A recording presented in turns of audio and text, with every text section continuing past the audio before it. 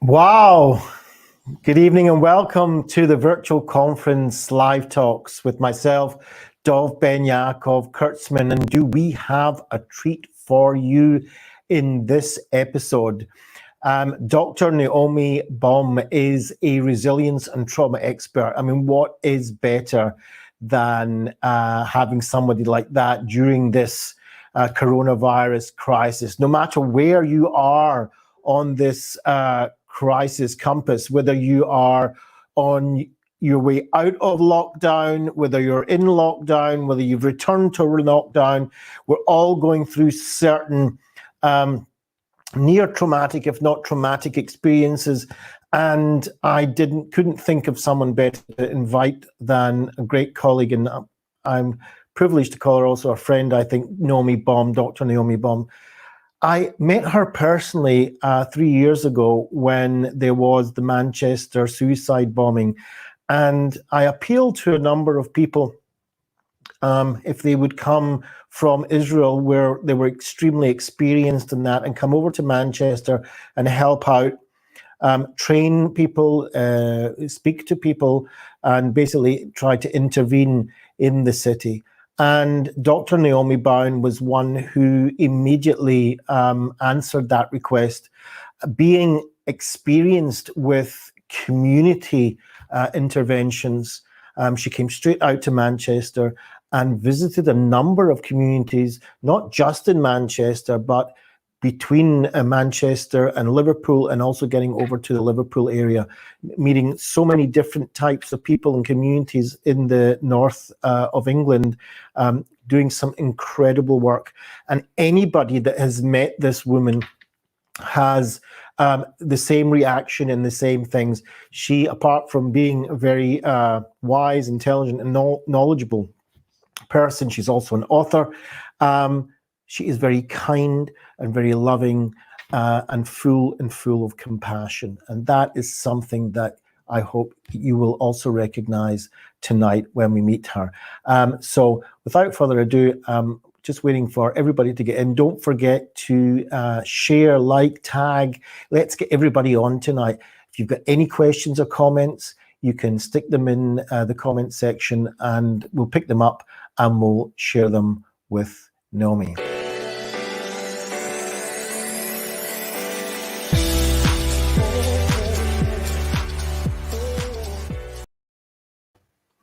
So good evening, Dr. Naomi Baum. It's great to have you here.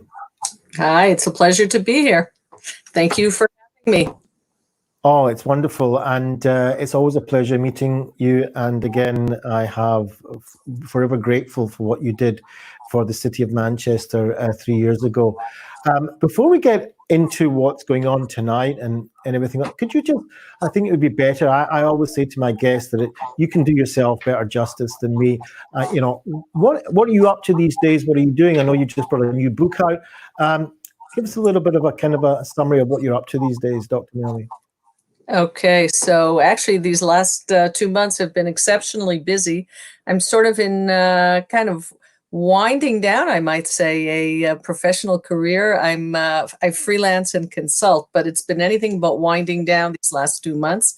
One of the things that I do is I consult with the Amit network of schools, which is over 100 schools here in Israel. And I am their consultant for trauma and stress. So they have put me to very good use over the last couple of months. I also freelance and consult with Mahud Israel and Natal, which are two trauma organizations here in Israel. And they put me to work also meeting with professional staff in hospitals, in the health funds, the doctors and the social workers and professionals who are working, meeting the public. We've done a lot of work, and I personally have done a lot of work in terms of helping them deal with their stress levels, building resilience, reminding them that most people, most of the time, are resilient. I thought I would have plenty of time to translate my new book. I wrote a book. I recently published a book about mourning, which is a subject that's very close to my heart. It's a very personal book. It's a memoir called My Year of Kaddish. and I published it, and I hope to translate it into Hebrew. And I thought that I would be able to do that over these last, but I really simply haven't had time. One of the more interesting things that I did is meet with representatives of all of the Jewish communities in Italy, 21 Jewish communities, on a Zoom call, again, talking about stress and resilience. And we're going to continue working together. So that's pretty interesting. I've done some work in New York. I've kind of been jet setting all from my study. All right. Wow. I Yeah. don't know where your listeners are from tonight, but if they're all over the world, then it's really a pleasure meeting them. I don't see who's coming in and who's listening, but you'll have to tell me. So I can tell you, so there's people coming in. There's people listening here from the United States, from England. We've got Thomas from Manchester saying good evening.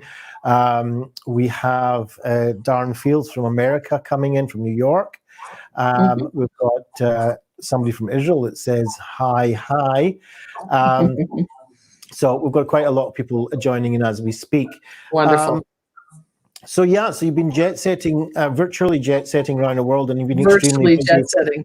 It's a comfortable way to travel. And it's absolutely no surprise. So just before we get into, the reason why I invited you here was you have a mix of great knowledge, experience, and of course, together that brings out a certain wisdom that you can pass on. And the fact that you do this within the schools in Israel, which is incredible work, especially because we're talking about children, and that's something that we're all battling with just now, especially with a lot of homeschooling going on, especially in the United Kingdom, where we're still down in lockdown, schools are not running, and there's all the distress that goes along with that. But how are you managing? How are you getting through this? From your personal point of view.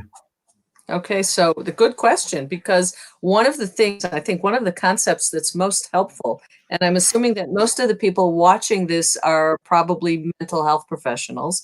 So one of the most helpful concepts I think that I have encountered in the last couple of years has really come to serve me well during this current crisis. And it's the concept called a shared traumatic reality. This concept means that not only am I experiencing what I'm experiencing, but my client is as well. My client might be a group of people. Generally, when we come and we work with people, it's me, the professional, coming, sharing my knowledge, maybe joining with the people, telling them about perhaps experiences I might have had in the past, but currently I'm in a neutral territory and I'm coming help. And what we're experiencing here is that we're all in this together. So, I've been in lockdown and quarantine for as long as everybody else here in Israel. I haven't gone to the supermarket. I don't have young children, so I'm not experiencing the stress of homeschooling and taking care of a lot of young children. But I see what's going on with my own children and grandchildren. And at the other end, I see what's going on with my 94-year-old father. So I'm kind of right in between there. But that shared traumatic reality is a very interesting concept because it means that we're in this together with our clients. And it means that we can understand them much better. We can bond with them. We have a great deal of empathy. It also means that our clients don't have that feeling that so often they have during traumatic times of being very alone. They're not alone. We get it. We understand it. So there's a big advantage to that shared traumatic reality. On the other hand, what we find in this time, and I want to attribute the shared traumatic reality, that concept is a concept that was coined by or researched by a very wonderful researcher from Bar-Ilan University who has a very similar name to mine, but is no relation. Her name is Naomi Baum, same last name, and same first initial. So I often get credit for her writing because in professional literature, they'll quote it as Baum N, but it's not me, it's her, and she deserves all the credit. In any case, there are drawbacks to this shared traumatic reality, and one of them is the blurring of boundaries. And I think we see that see that very clearly in how work and home have kind of merged together. Teachers are experiencing that for sure. Principals, a lot, all of us who are working at home, where do we set the boundaries? Where do we set the limits? And that's something that I have had to work on learning. Where do I say, I'm working in my workroom, and the fact that I have a workroom and I can close the door to it both ways. I close it when I'm in here for privacy, and I close it when I'm finished at the end of the day, say that work is finished. So setting those boundaries is really important. And so that's one of the things that's helped me. Another thing that has been critical, I think, has been continuing physical exercise. I can't overstate how important it is to get out and move your body. So I'm a walker and I walk. I know people, I have friends and also my father, they're swimmers and they very much miss the pool, but I really encourage everybody to get out and do what you can do. Don't bemoan what you can't do right now. There are no swimming pools open here. Okay, what can you do? So you can walk. You can play tennis, go play tennis. You have an exercise machine at home that's been gathering dust it off and get on and move. There are so many classes on the internet. There's yoga, and I myself, I'm a teacher of Qigong, and I have been, I started teaching Qigong on Zoom. Today I had 40 people with me. I volunteer at the senior center here where I live. And usually I do it in person, but in the last couple months, obviously I haven't, and they organized themselves and we're doing Zoom, and I invited people from all walks of the community. And in fact, if anybody here is interested in doing Qigong with me, I'm happy to provide the link. So we're doing that twice a week, and that's a wonderful thing to do. It's something you can do in your own home. You can do it standing or sitting, doesn't really matter what your physical capabilities are, you can do it. And you're moving. It's so important to move. So I would say that limits. And the third thing that I have a few more things that I would make mention of. The third thing would be having a daily schedule. When you get up in the morning, knowing what you're going to do during the day. You don't have to have the whole day filled up, but you need to have some anchors in your day. I think that's really important. And the anchors could be anything. It could be a phone call to a loved one session. It could be a Zoom session. But it's really important to have anchors in your day, more than one, hopefully, that structure your day, because structure gives us a sense of purpose. It gives us a sense of meaning. It gives content to our day, and it gives us a sense of control. And what we're experiencing during this time of Corona or COVID-19, we're experiencing a sense of lack of control. And anything that gives us back that sense of control is helpful and healthy. So both exercise and routine, a schedule, are things that give us back a sense of control. Wow. So quite a lot was said there. That shared traumatic experience, I think, is very important and quite unique at the moment, because it's a worldwide, sharing, shared traumatic experience. It's, that is also quite incredible.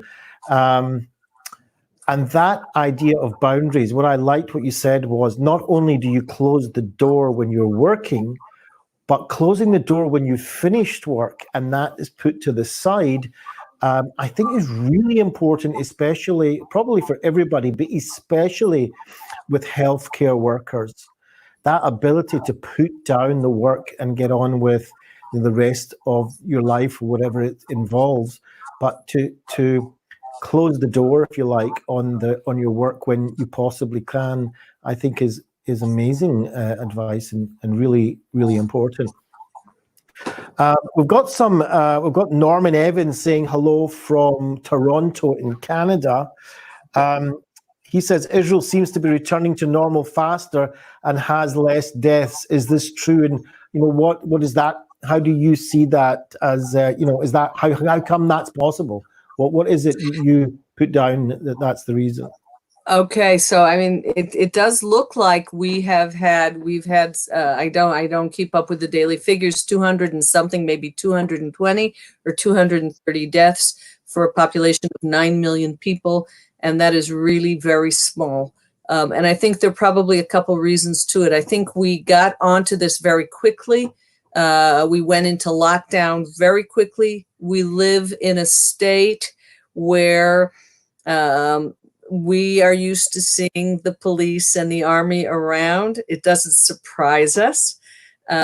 We have been in emergency situations so many times in our 72-year-old history that's how old the modern state of Israel is. We have been in emergency situations so many times. We know how to go into emergency mode very well. And we did that very well and very quickly. There was very strong leadership. And people really listened. It wasn't recommendations. You were told what to do. I joke and I say we live in a police state. There's a grain of truth to that. We live in a democracy. It's a very lively democracy, but there was a lot of policing around. And there were laws passed to really clamp down on us. We were not able to leave our houses for days at a time. We were simply not allowed to. And I live right near the entrance to the community where I live. I would put my nose out my front door and I would see police. Couldn't go out. If you wanted to go for a walk, you had to sort of sneak around them. And also be worried that you might get a very significant fine. They were fining people right and left. So people really complied. There was tremendous compliance. And I think that is why we've seen a dramatic drop. And we never really got to the place. I think we were all worried that we might get to the place where Spain and Italy got to. We never got even close to that, thank God. And now we're moving out, and we're moving out cautiously. It's taking a while, particularly with schools. And as long as the schools aren't back functioning, then the what's it called? The meshik. I'm losing my English words here. The work community can't go back fully to work. Market, yeah. Yeah. But we are moving. They're definitely palpable changes. But it's interesting that these changes, it's sort of like, we waited for 6 or 7 weeks to move out and get back to normal functioning. We're a long way from normal functioning. But all of a sudden, as the doors are opening and the lockdown is easing up, it's very interesting that it's sending a lot of people into a tremendous amount of uncertainty and anxiety. And they're beginning to look fondly back on the last 2 months when things were very clear, when it was black and white. You were indoors, you weren't going anywhere. Now we're in that in-between state. It's making a lot of people very uncomfortable. And I think as we move into this new phase, and hopefully, God willing, you will be doing that in Canada and the United States and Great Britain as well soon enough. There are some things to remember that can be very helpful. And one of them is keeping a flexibility in your thinking and a flexibility in your actions. We're not exactly sure how to behave. We can try one way. If we see it's not working, we may have to pull back and try something else. That's true on a government level. It's true also on a personal level, that we may want to go to the supermarket and see what that's like and say, oh no, there's way too many people. I'm not comfortable doing that. I'm going back to online shopping. Or we might find that, wow, yeah, I can do this. This is okay for me. How do we start revisiting friends? Do we do it only in the gardens? Do we bring them into our houses? Do we need to have masks on, masks off? What are we comfortable with? And, different people are going to be comfortable with different things. I think it's really important not to be too preachy here, not to tell other people how you think they should behave. Decide what's good for you and what's comfortable for you. If something's making you feel uncomfortable, you can tell the other person or choose not to be there. I'll give you an example. I took a walk this afternoon and I decided I hadn't seen my cousin in a long time. She's a neighbor. And I called her and I said, I'm right near your house. Maybe I'll drop by for a cup of coffee. What do you say? We can sit in the garden. The weather is warming up a little bit. And she said, yeah, that's okay with me. I'm okay with that. I said, okay. Now I said, the thing is, I didn't bring a mask with me on my walk. So are you comfortable with me sitting in your garden without a mask? And she said, yes, she was. But I think it's important not to assume that what's good for me is good for her. So I really checked it out. And when I got there, she was sitting in her garden and she had set up a chair for me at a distance that she was comfortable with and that I was certainly comfortable with. And we had a really nice visit. So we need to really respect other people here and not necessarily impose our opinions and our beliefs. We can only control ourselves, and we need to remember that. So that's one thing I think that's very important as we're moving out into this new phase. Other things that I can get into if you're interested in hearing some of my thoughts. Just before we do, and I'm extremely interested, Norman Evans, by the way, from Toronto, says thank you very much for answering his question. Before we go on to a few more questions from the viewers, again, you've mentioned this going from almost that very clear boundary situation of lockdown. It has its difficulties, but it's very clear, and it has a sense of feeling safe, I suppose, to moving to more relaxed regulations where the unknown begins to pick up again, and so we get a feeling of uncertainty, and that is good for people, for instance, in the United States or America, or certainly in the United Kingdom, where we're not there yet. So it's something that we have to be aware of and maybe even start to think about, because it could be happening within a matter of days or a week that we start to have regulations loosen off a bit, and then we will also possibly experience these same things. So that is extremely valuable. Another thing that I want to ask you to think about, and then I'll ask a question that seems to be coming up more and more, especially in the United Kingdom, is this thing of domestic violence, a rise in domestic violence.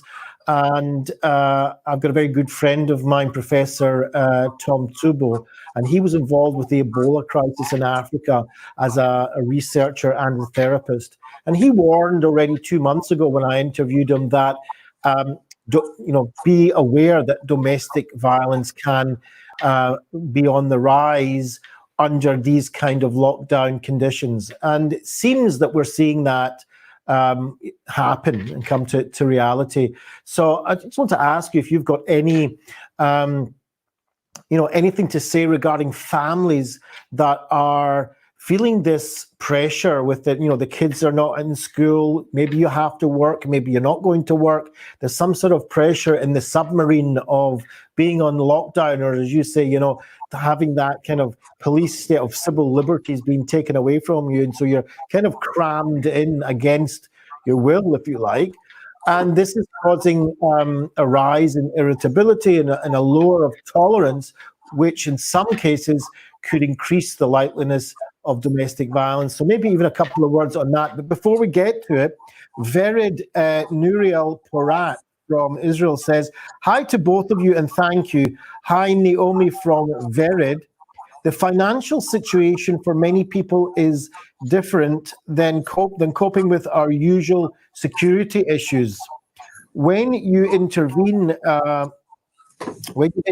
just a minute, I'm going to get this right. When you intervene with the anxiety many people are coping with as a therapist. So there's this additional, it's not just anxiety, because they have this very serious financial worries that are going on at the same time.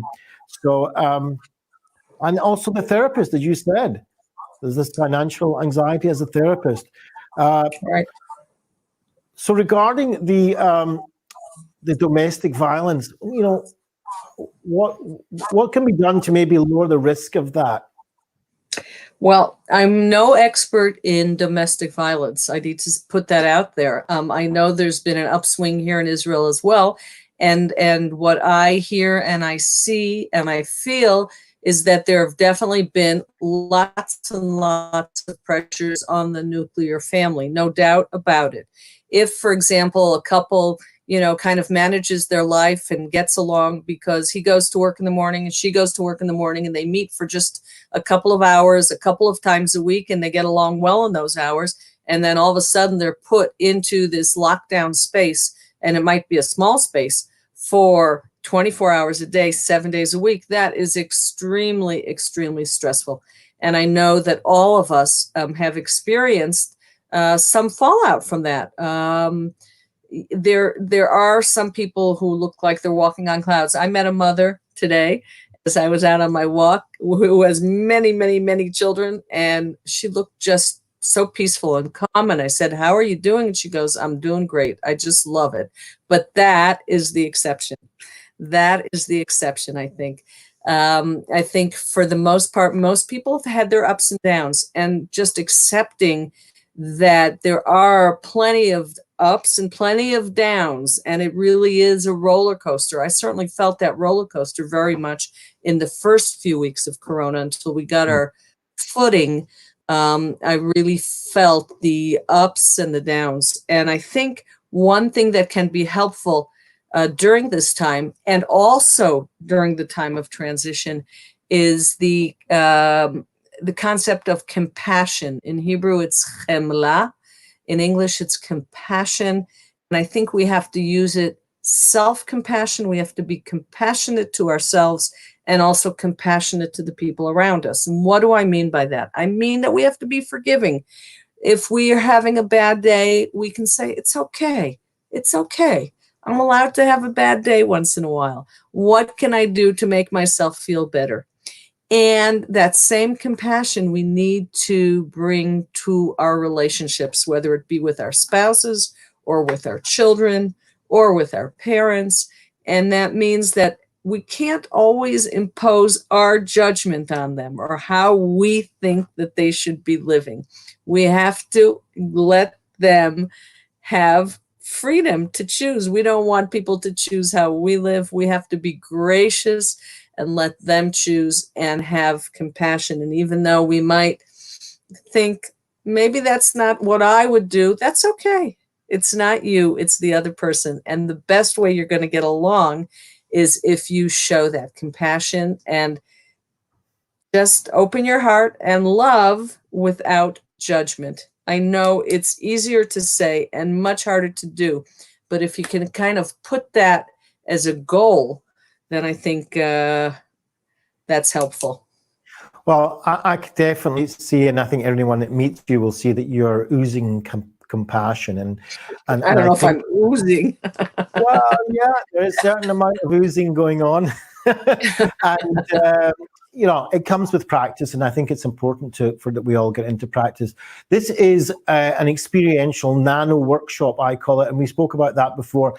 And so it's important to bring something experiential. And you said to me before in the green room that you do have something that to bring to the people that are watching this.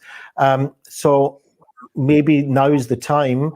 In a couple of seconds, we'll have just a break for 2 seconds, and then we can go straight into it, if that's okay with you, Dr. Naomi. Sure. Okay.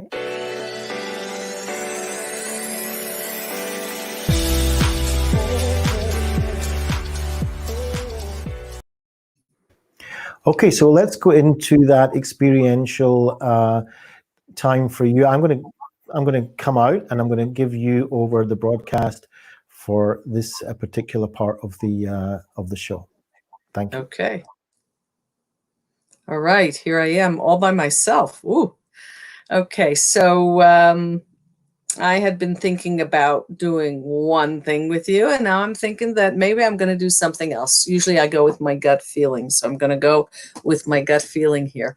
And since we talked about compassion and self-compassion, I think about the best thing we could do is a very short metta meditation, which is a meditation based on a Buddhist meditation of loving kindness. And it consists of repeating 4 phrases several times. First, we start off with ourselves, and I talked about self-compassion. And then we move along to somebody who is close to us. And then we move to somebody who we're having more difficulty with. And then we start moving into larger communities, maybe family, neighborhood, country, the world. So we'll see how long we get. I don't know how much time. Dov didn't tell me how much time he's giving me here, but let's say we're going to give it about 7 or 8 minutes. So what I suggest you do, and you can do this with me, I tend to close my eyes. So I'm going to close my eyes so I can get into this as well. And I'm going to say the phrases, and I'm going to say each phrase about 4 or 5 times. Sometimes I get lost. And you can just listen and let the phrase reverberate in your head. Put your hands on your lower abdomen, on your belly, and take a deep breath in and out. And in and out. And I'm going to just repeat these phrases very simply. And just follow along with me in your mind. May I be safe. May I be happy. May I be healthy. May I be filled with loving kindness. May I be safe. May I be happy. May I be healthy. May I be filled with loving kindness. May I be safe. May I be happy. May I be healthy. May I be filled with loving kindness. May I be safe. May I be happy. May I be healthy. May I be filled with loving kindness. Now take a breath and allow to come up in your mind somebody who's close to you. And think about that person as I say the following phrases. May you be safe. May you be happy. May you be healthy. May you be filled with loving kindness. May you be safe. May you be happy. May you be healthy. May you be filled with loving kindness. May you be happy. May you be safe. May you be healthy. May you be filled with loving kindness. Take a breath. And bring up in your mind somebody who you may have been having some difficulty with over the last couple of weeks. Bring that person to mind, and we're going to repeat the same phrases. May you be safe. May you be happy. May you be healthy. May you be filled with loving kindness. May you be safe. May you be happy. May you be healthy. May you be filled with loving kindness. May you be safe. May you be happy. May you be healthy. May you be filled with loving kindness. May you be safe. May you be happy. May you be healthy. May you be filled with loving kindness. May you be safe. May you be happy. May you be healthy. May you be filled with loving kindness. Take another breath. Let it out. And now I'd like you to bring up to mind a community that you are part of. It might be a family or an extended family, a neighborhood, a synagogue, a church group, a professional group, whatever. And just bring it to mind, the whole group. And we're going to repeat the same sentences. May you be safe. May you be happy. May you be healthy. May you be filled with loving kindness. May you be safe. May you be happy. May you be healthy. May you be filled with loving kindness. May you be safe. May you be happy. May you be healthy. May you be filled with loving kindness. May you be safe. May you be happy.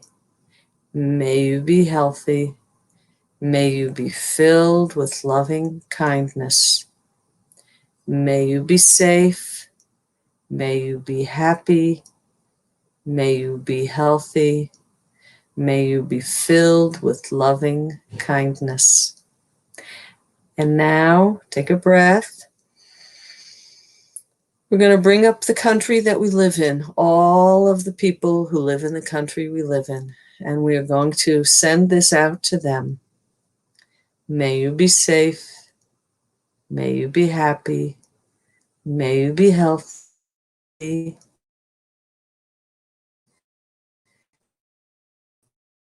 May you be fitness. May you be happy. May you be healthy. May you be filled with loving kindness. May you be safe. May you be happy. May you be healthy. May you be filled with loving kindness. May you be safe. May you be happy. May you be healthy. May you be filled with loving kindness. Take another breath. And now bring up to mind the entire world, all of humanity, all of the countries of the world, and send your blessings out to the world. May you be safe. May you be happy. May you be healthy. May you be filled with loving kindness. May you be safe. May you be happy. May you be healthy. May you be filled with loving kindness. May you be safe. May you be happy. May you be healthy. May you be filled with loving kindness. May you be safe. May you be happy. May you be healthy. May you be filled with loving kindness. May you be safe. May you be happy.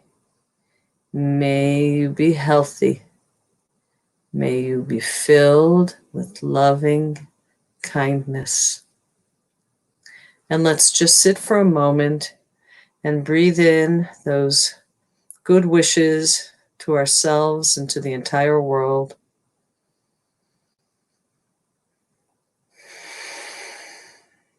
Taking a couple of deep breaths in through your nose,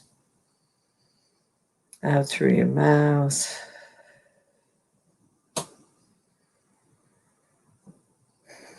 And you can put your hands on your heart and just take another couple of breaths into the region of your heart.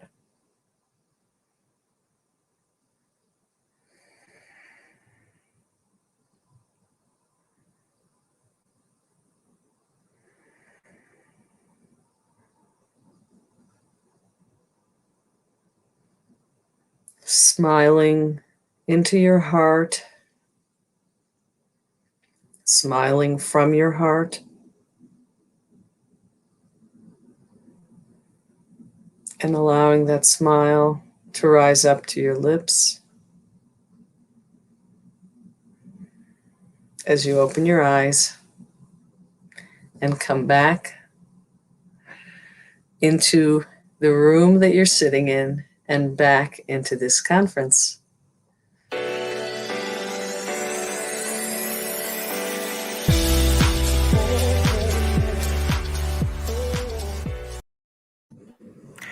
Wow, how amazing was that? I was going through everything with you. Such a connection exercise, connection with myself, first of all, and then moving through the different circles of my life and my dear ones, my family, even the ones that we're having maybe a little bit of a rough time with, even, and beautiful bringing them in because they are part of our life. Even when we're in conflict with someone, they are part of our life in our circles, and then moving out further and further until we got around the whole, connection with the whole world, all mankind, as you called it. That was absolutely beautiful. And yeah, I that loving kindness, that beautiful language. And yeah, I think that should be done on a regular basis. It's that gratitude also comes through there, doesn't it? It sure does. It sure does. That I'm not alone, and thank you for everything that I have. Absolutely.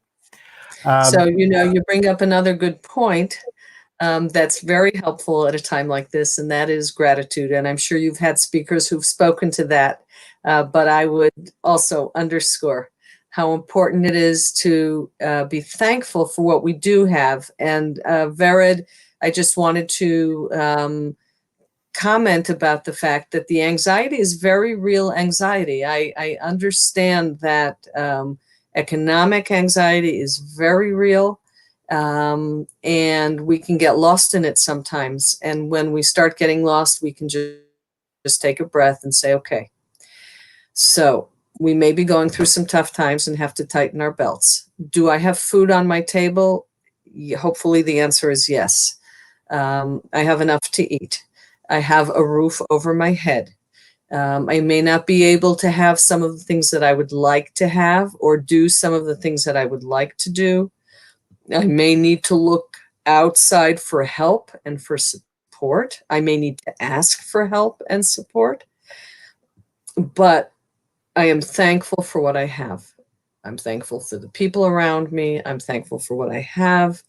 And also, not only is it grounding, but it also gives you a sense of perspective that this financial stress is hopefully going to be short term. We don't know how long. Again, that's another piece that's not in our control, but regaining some perspective that this isn't going to last forever. Just like the lockdown and the quarantine are not going to last forever. They're going to be finished. Sometimes you think it's going to be going on and on and on, but there is a light at the end of the tunnel. Focusing on that light and gaining a perspective is also very important and very helpful at a time like this. Well, on that note of gratitude, I'd like to express once again my gratitude to you, Dr. Naomi Baum. Thank you very much for joining me, and thank you very much for your service to all the people watching this. Thank you. You're welcome.